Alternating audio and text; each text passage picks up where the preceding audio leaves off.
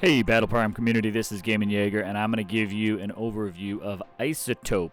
He is one of the newer primes that's in the game, and I want to finally give you an overview and my take on him along with some gameplay. So I do have Isotope maxed out. I do have most of his gear equipped maxed out minus his actual weapons. I've got them at 8 and 9 respectively for the primary and secondary, but I've currently got him at the Lieutenant General rank, so of course it's all about just doing that damage and ranking him up. As you can see, my helmet and vest are out at level 10. And I do have his stock gear equipped this time. I'll be honest, this is not what I'm currently running on Isotope, but I've got the J36, I've got the compensator equipped on the muzzle, the extended mag for the magazine. I do prefer to use the 2x sight on this along with the laser sight, and the grip that I go for is the vertical foregrip. I'll do more of a breakdown of the weapon when I actually focus on the J36. I'm also using the Star Tactical at level 9 just to give you a rundown of what I've got here. I've got the barrel extender on here, which increases your drop distance, the bullet loops along with the red dot sight. As far as the bipod attachment goes, again a laser sight, and the grip is going to be another vertical foregrip. So that allows you to just kind of see what Isotope has quickly. I want to just go right into gameplay and give you a little rundown of what we've got going on here. I've got 2 matches up for you, and using Isotope, he's a really good aggressive player, I'd say. Very similar to the methods of kind of, I'd say, shock and blast. But when working with Isotope, it's really about timing for him, specifically when you go to use his ability. Isotope has an ability that is a mini reactor. Essentially, it's like a little nuclear explosion. And with that, it's really about getting that timing down. So starting out this match, we've got first kill. So this J36, you can see it really, from a distance, it is going to take you a few more rounds to get that off. Isotope is essentially more of that kind of mid-range type of prime agent. I like the ability, though, of, really getting him in with a great assault rifle, and I think one of the best shotguns in the game, which is that Star Tactical. So with this, we're going to go through, just kind of walk you through a few of these different elims and things like that we get going on. Working with Isotope, the other thing that we'll get into in a moment is his ability to be a pretty good counter sniper. With that, many people, snipers are pretty always popular and common in shooter games. People love kind of just being able to cherry pick off different elims and things like that. If you get Isotope in the right position, he could be a really good counter to snipers.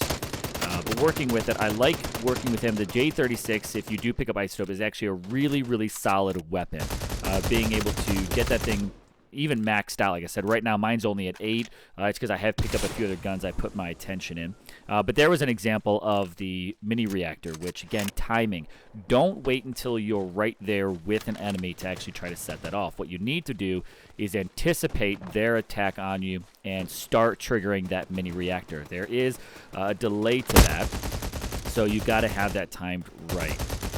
Now, just an FYI, when I go through and play this, as I, just going through a few different attacks, I do play 2 thumbs, and I do play primarily manual. The only thing that I have currently set on automatic is the shotgun, which I honestly should have swapped over to that. I was getting a little too kill hungry and went off on that one. But working with it, going in 2 thumbs, going in full manual, you got to be quick. So I do have my sensitivity set pretty high. I do plan on doing a sensitivity video in the future, so stay tuned for that.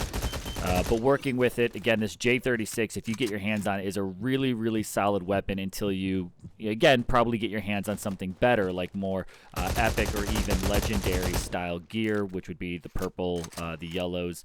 My pro run with Isotope is actually with the A3, is what I do have him equipped to. But talking J36, you can definitely see there's a bit of a range limit to it. I mean, it is going to take me about a clip and a half, 2 clips, or, counting what actually lands and what I miss, to actually take someone down at a pretty long distance. Now, here's going to be an example of using Isotope's ability and timing. So they're coming at me. I can set that off and actually get that elimination in there, do a quick swap over to the shotgun, and boom, we've got 4 of a kind with 5 solid kill streak going. So working with the timing is really what it's all about. And again, I'm a big fan of the 2 times because being that I play a little more aggressively with Isotope, I want to make sure that I'm not trying to set myself for a full range attack, because when I am more on top of and really up close to these enemies, having too far of a scope will really be a hindrance to me. Again, same reason why I just go the 2 times in the J36. I love the red dot on shotguns, but because of a little, let's just say, tweaks that have to be made to the shotguns, they're an awesome weapon, but going in full manual or even in ADS is a little tricky with the shotguns. I find that they do work best currently until they are adjusted. I was a little out of range for that one. I thought I was a little closer. That the shotguns do really work best in automatic. They're the only weapon that I set up that way. Everything else is full-blown manual. So just continue with this again. This opportunity to kind of go that counter sniper. We'll see in just a little bit, but being able to get on top of them, really get in their territory, use that J36 effectively is pretty nice. We're on a 10 kill streak right now, and just trying to roll with it. Here again, excellent timing. You can see that mini reactor going through. The big plus to that mini reactor is it does penetrate through walls, so you can be on one opposite side of a building. As long as the enemy is within that damage ring, you will actually get it. I'm going to actually miss the final kill here.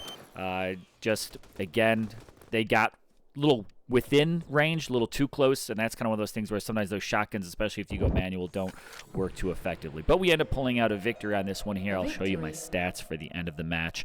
I'm pretty happy with them. Kind of going through it, we pulled out an MVP, and as far as the actual results go, damage-wise, I know we got to be about 40,000 plus, and the kills, we are definitely double digits, as we know we've gone a bit higher. So 18 kills, 3 deaths, and 44,000 damage. Not all that bad. Let's move over to a harvest game mode in Coastline map and take a look at what we can do with Isotope here.